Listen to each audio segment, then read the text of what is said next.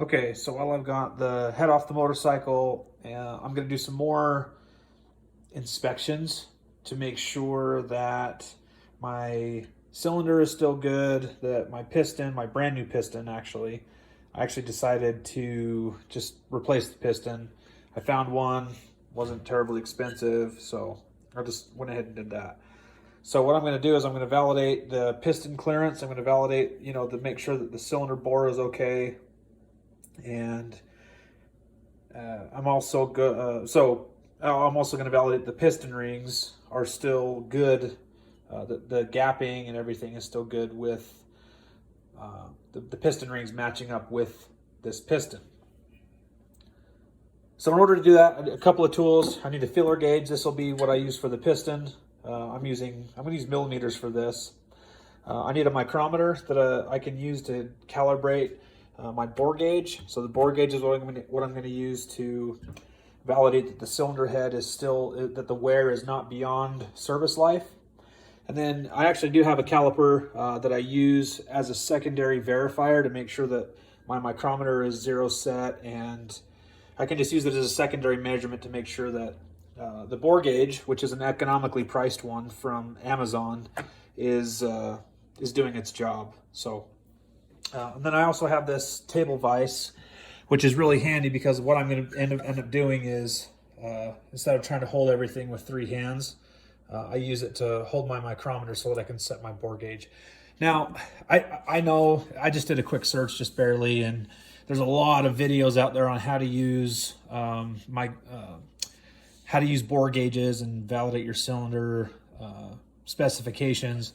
So I'm going to go through that in a little bit of detail. I'm not going to go, just for your convenience in this, so you don't have to go to different videos to go see it. So I'm going to cover that for this particular bike using the service manual. We'll be using those specifications.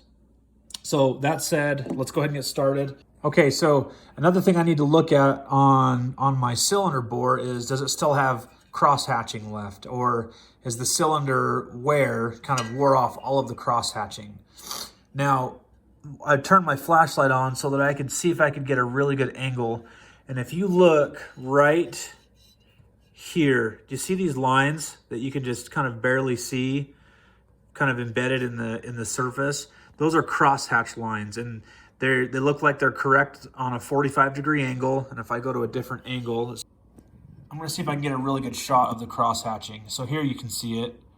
You can see it kind of coming off. And to somebody who's never done this before, you might actually look at that and say, oh, my cylinder walls are all scratched up.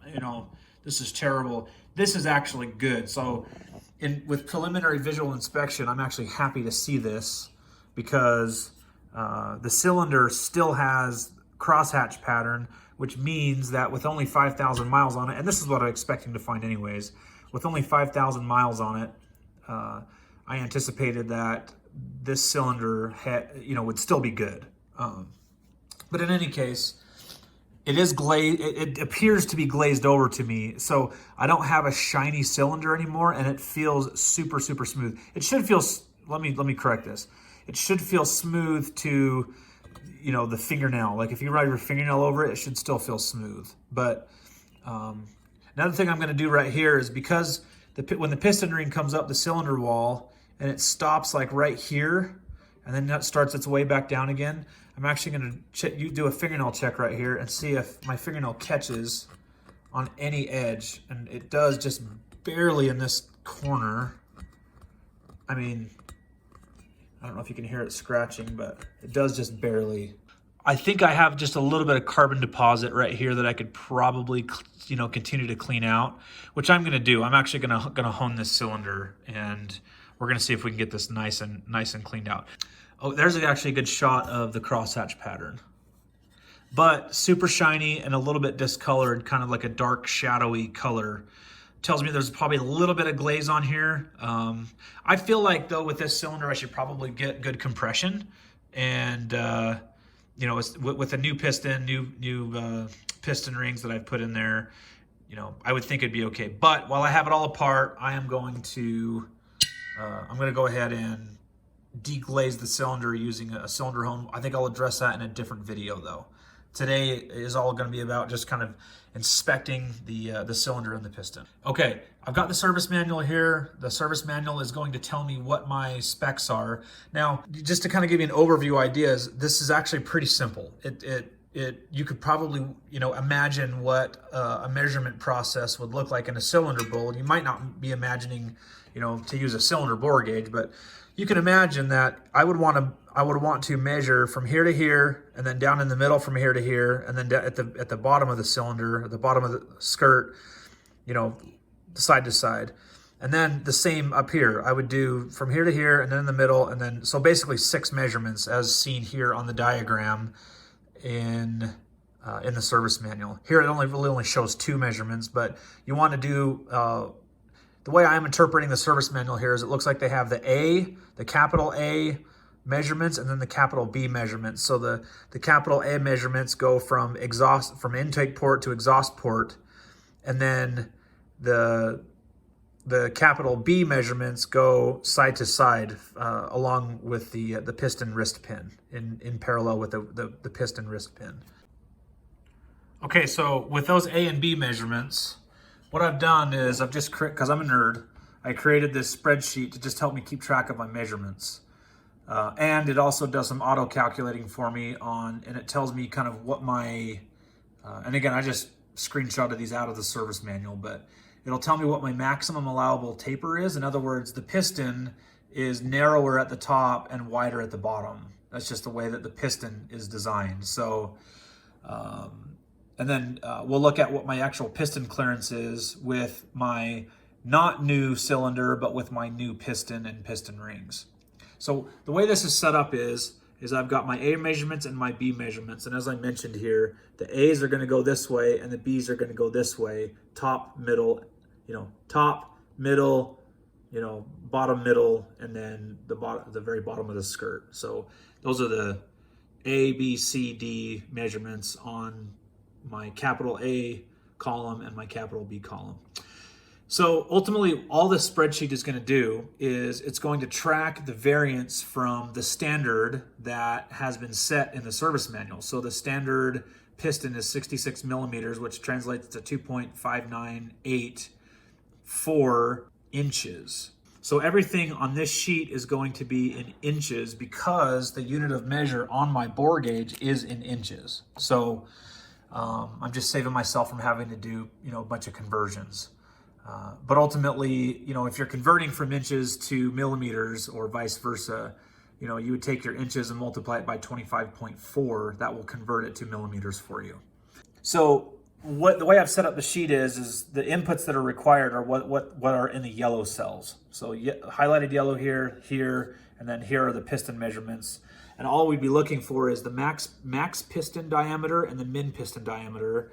And then with all of these measurements, we're going to find what is the max cylinder diameter, what is the min cylinder diameter. Because ultimately the formula for piston clearance is going to be the minimum cylinder diameter minus the maximum piston diameter. So I just find it super simple to do this in a spreadsheet because I can just type it in and it'll do the math for me. And then I can use this over and over again. I actually am trying to get another DT175 in my garage so I can work on it after I get this one going. So anyways, that said, I want to go ahead and let's get the camera on the tripod, and then we'll set up my my bore gauge using the micrometer that's already preset to the 66 millimeters. And then we'll start measuring the cylinder, and we'll start filling out this sheet that I got here.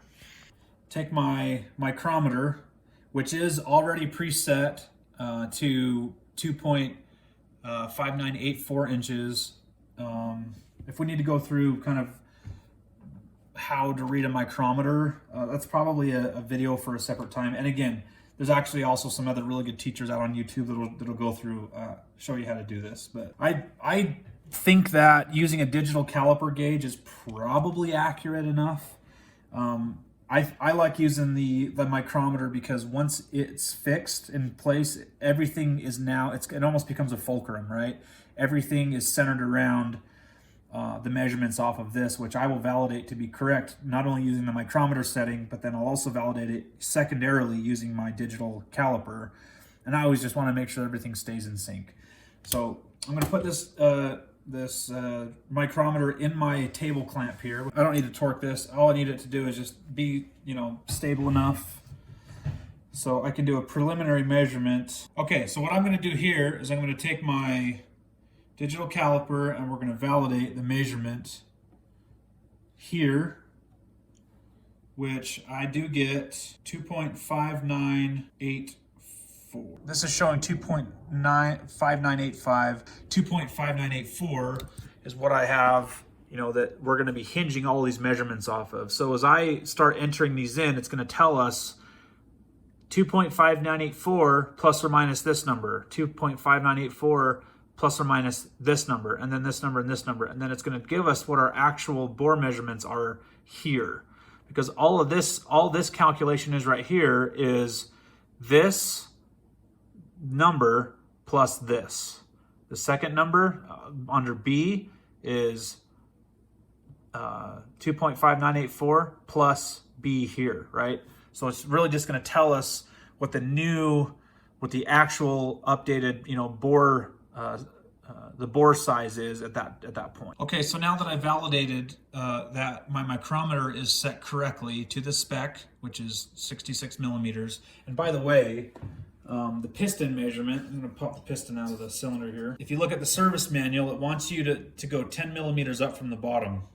Okay, so basically you're going to be measuring your diameter of your piston from right here. We'll do that in a second. Let's set up the bore gauge. Okay, so the bore gauge just consists of a couple of, you know, really basic components. Obviously the gauge, you've got the main, you know, assembly that will hold, you know, bring the gauge and your anvils together. This can measure all the way up to 6 inches, you know, I believe from 2 inches all the way up to 6 inches in bore size. So not all kits are like this. Some of them give you more options, some of them give you fewer options, but setting this thing up is pretty basic. So let's go through that.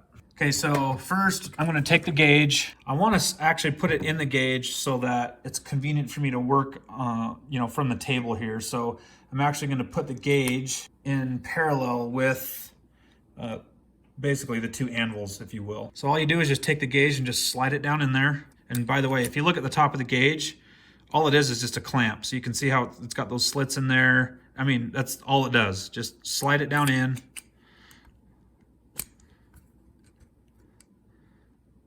And then turn it parallel so that you can actually read the gauge while it's down inside the bore. Okay, so now I'm going to tighten up the collar here. Okay, now I've got to put a new anvil on that is, I mean, this one that comes stock in there is just, it's too small. So I've already done this just to give us all a shortcut, but basically it comes with kind of a little collection of spacers, at least this one does, and if I still have it on my Amazon orders, I'll show you which actual bore gauge this is. It had good reviews, and I actually have found it to be pretty accurate. So for the money that I paid, I don't know, 40 bucks, I think it was worth it. So I'm going to take the slot for 2.4 inches, and then before I slide it in there, I'm going to take one of these smaller spacers and put it in there. Basically, I'm just going to put the spacer on.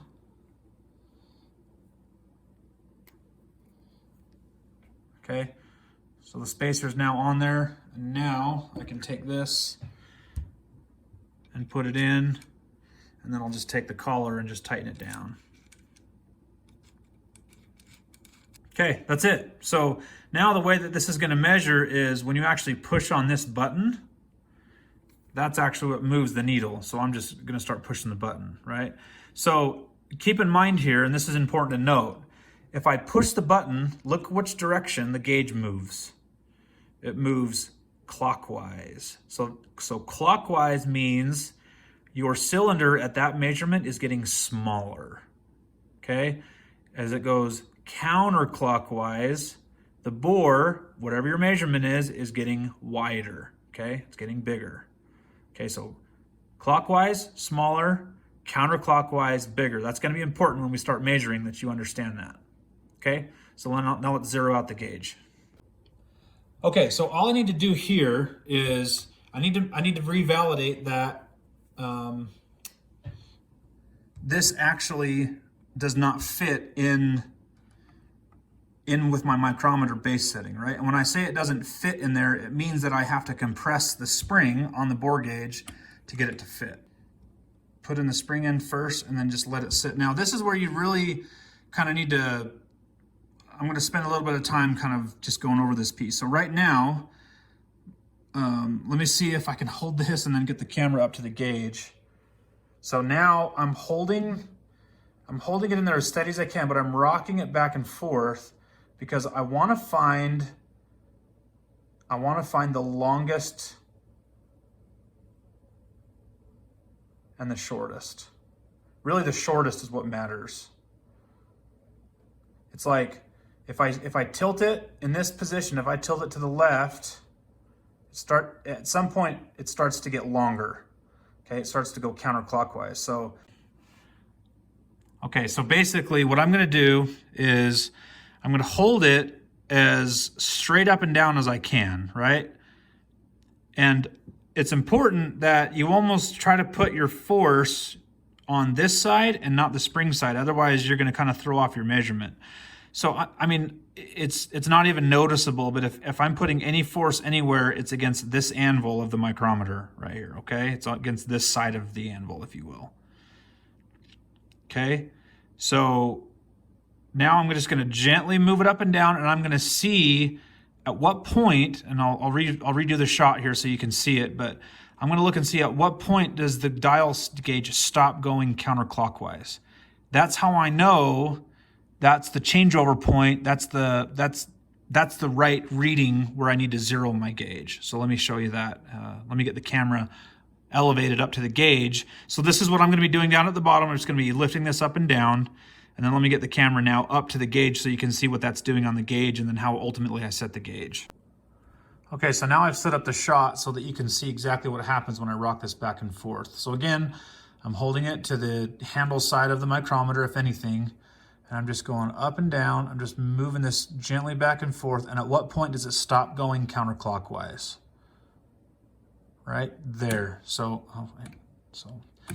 this is why you have to have your micrometer in a vise, because I would have to have 3 and 4 hands to do this, because I'm watching the gauge and I'm also blindly trying to keep this on the anvil in the micrometer. So now what I'm going to do is gently, I'm going to take my gauge, I'm going to turn it. Well, first I'm going to turn it to the general area where I think it should go.